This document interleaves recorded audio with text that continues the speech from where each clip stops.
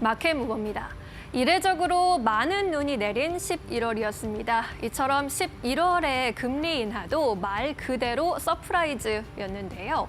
한국은행의 금리 인하로 인해서 유동성이 늘어날 것이다라는 기대와는 달리 우리 증시 지수의 상단은 제한적인 모습입니다. 한국은행 올해 마지막 금통위에서 깜짝 0.25%포인트 금리 인하를 단행하면서 15년 만에 두 차례 연속 스몰컷에 나섰습니다. 이렇게 한데 이유는 이창용 한국은행 총재의 발언에서 찾아볼 수 있는데요. 미국 대선 결과에 따른 정책 불확실성과 한국의 3분기 수출 둔화에 두 가지 변화를 반영했다고 설명했습니다.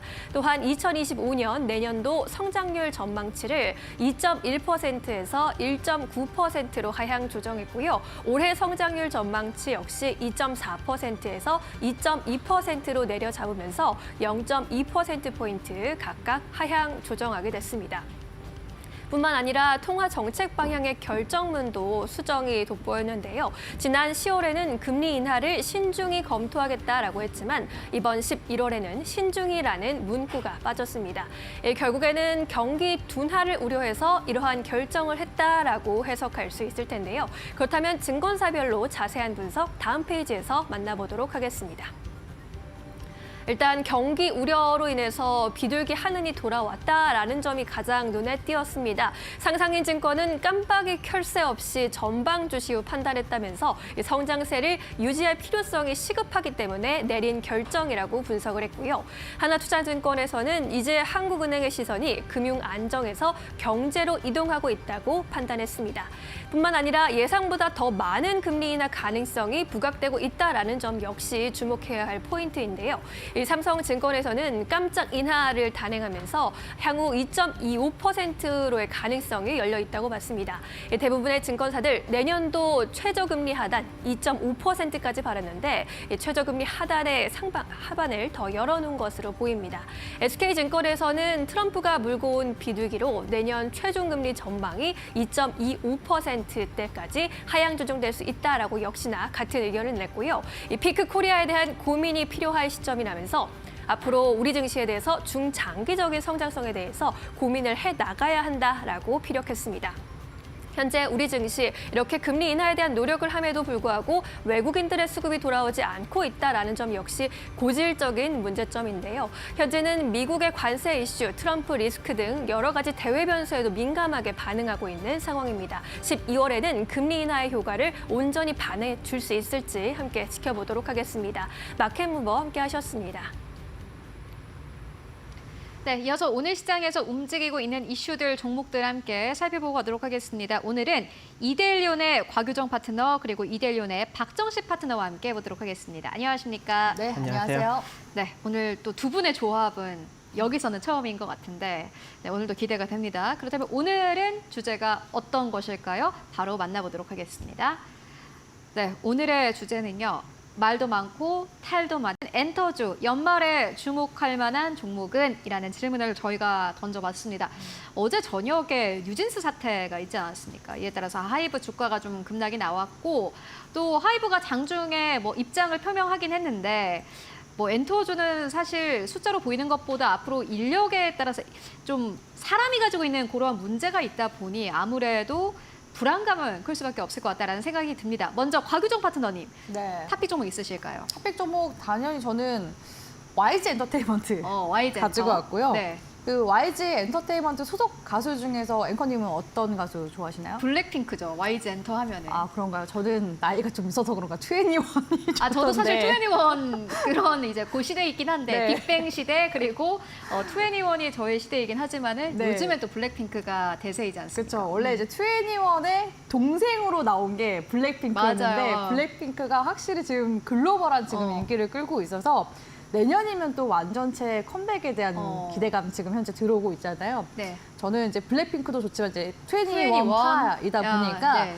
그 연말에 이제 2NE1도 완전체로 다시금 이제 몇 년 만에 모이게 돼서 알겠습니다. 계속해서 지금 콘서트 활동을 하고 있다라는 네. 부분들이 또 저희 세대 측에서는 굉장히 좀 많은 좀 호재가 됐었고 맞아요. 그리고 이제 블랙핑크도 마찬가지라고 이제 볼 수 있을 것 같습니다. 일단 여기까지 듣고 그렇다면 박정식 파트너님은 조합이 처음이어서 네. 그렇다면 어떤 종목 탑픽으로 보십니까? 저 하이브입니다.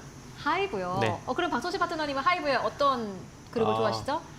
전 좋아하는 그룹이 솔직히 없는데요. 여기서 약간 좀 세대 차이가 악재가 나는데요. 네. 그냥 악재가 마음에 들었습니다. 악재가 마음에 네. 들었다. 그러면은 곽유정 파트너님께서 가지고 오신 요 YG 네. 엔터 조금 더 이야기 들어보도록 할까요? 악재 얘기하니까 YG 엔터테인먼트는 올 한 해 내내 악재였거든요. 맞아요. 기억나시나요? 진짜, 네. YG 엔터테인먼트가 올해 주가가 내내 빠져가지고 그 온라인 커뮤니티 상으로는 그 삼성전자도 주가 빠지니까 삼성전자 부도설 맞아요. 나오잖아요. 현금력 자체가 10조가 넘는데 100조가 네. 넘는데도 불구하고 그렇게 이야기가 나오는 것처럼 YG 엔터테인먼트도 주가가 빠지다 보니까 YG 엔터테인먼트 이제 뭐 부도 나는 거 아니냐, 상장 폐지하는 거 아니냐, 법인 해체하는 거 아니냐 이런 온갖 루머에 시달렸다고 볼 수가 있을 것 같습니다. 특히나 지금은 현재 당독 대표 누가 올라와 있냐면요. 양현석 프로듀서의 동생 양민석 대표가 지금 올라와 있거든요. 근데 올해 전반적으로 엔터 종목들 자체가 실적이 이제 피크아웃을 찍고서 그 내리막이 한번 나왔었기 때문에 YG 엔터테인먼트도 그를 피해갈 수가 없었습니다. 특히 컨센서스 상으로 봤을 때 올해 영업이익이 적자 전환되기도 했었거든요. 그러니까 즉 양민석 대표 지금 체제하에 첫 성적표 자체가 이렇게 적자를 낸 이런 이제 기록을 만들어냈기 때문에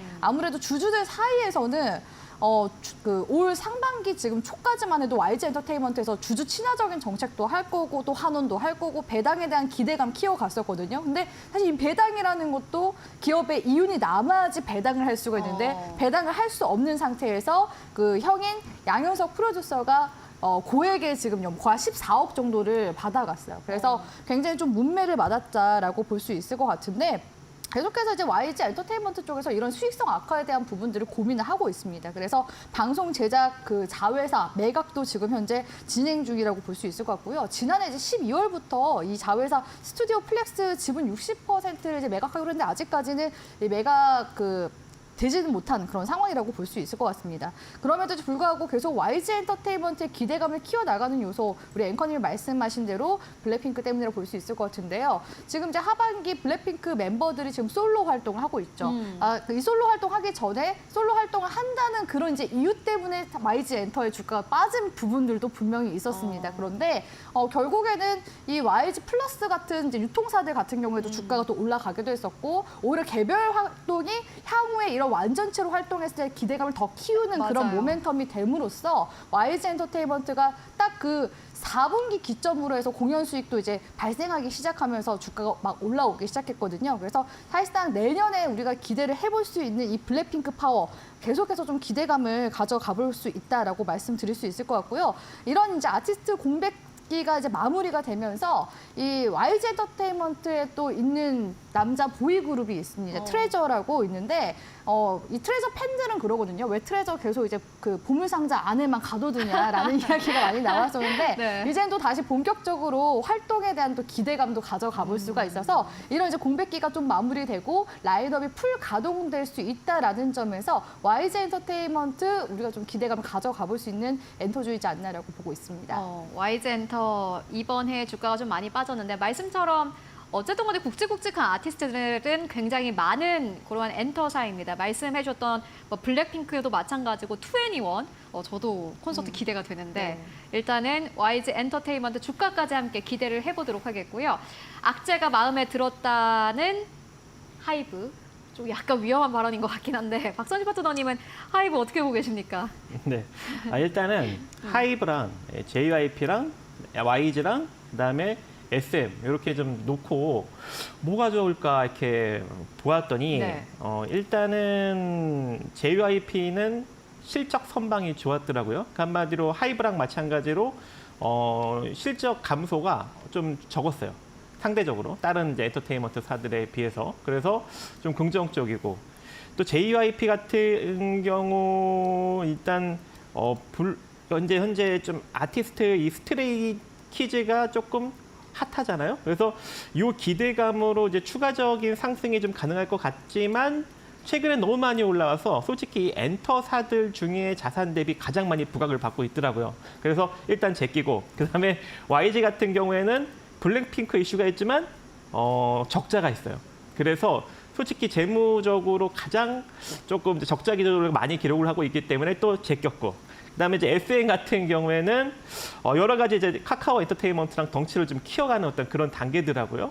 하지만 모멘텀이 이 JYP나 이제 YG나 하이브보다는 좀 적은 상황이어서 아무래도 다 제끼고 그냥 하이브를 딱 골라보았습니다. 그래서 하이브 같은 경우에는 일단 자산 대비 상대적으로 그렇게 고평가되어 있지 않더라고요. 왜냐하면 그동안 외형적 성장을 아주 빠르게 이루어냈어요. 그래서 지금 주가가 다른 이제 엔터사들에 비해서 상대적으로 보았을 때 그렇게 많이 고평가 상태가 아니고 또 내년에 방탄소년단이 이제 본격적으로 합체를 하죠. 완전체를 이루어서 이제 본격적으로 활동을 하고 2026년에 월드 투어가 예정이 되어 있는 그런 상황이기 때문에 증권가에서 실적 전망이 아주 좋게 나오고 있는 그런 상황입니다. 그래서 2025년도에 매출이 한 11% 정도, 전년 동기 대비 11.5% 정도 증가한 2조 3,934억 원, 그리고 영업이익은 44.1% 늘어난 2,883억 원을 기록할 것이다 라고 증권가에서 지금 계속적으로 보고서를 내고 있는 상황이기 때문에 주가가 올라갈 수 있는 여력은 매우 높지 않을까. 근데 이 시기에 딱 뉴진스 사태가 터지면서 주가가 딱 눌렸으니 이건 바로 저점 매수 기회다. 근데 만약에 네. 요 이슈가 계속 부각되게 된다면 악재 부각 아닌가요? 이게 하이브가 뉴진스 하나로 먹고 사는 기업은 아니잖아요. 그래도 뉴진스가 가지고 또- 있는 파워가 있지 또 않습니까? 뉴진스가 또 매출에 그렇게 크게 영향을 미치는 단계도 아니고, 예, 그래서 오히려 이거는 매수다라고 봐서 지금 딱 눌렸을 때 우리가 한번 관심을 가져보고 19만 원대 이하로 그냥 줄기차게 모아가신다면 빠르게 22만 원대까지 전고점 부분까지 회복되지 않을까라고 생각을 합니다. 네, 하이브 만나보고 왔습니다. 19만 원대 아래에서 매수 기회 노려보자라고 저희 정리를 해보고 가도록 하겠고요.